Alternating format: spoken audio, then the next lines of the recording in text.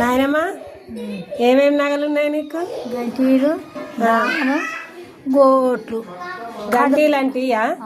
ఎన్ని తులాలు ఉంటాయి? అద్దులం ఉంది. ఇది అద్దుతులం, ఇది అద్దుతులమా? కానీ ఇది పావులెత్తాలి, పావులెత్తాలి. ఇది ఇదా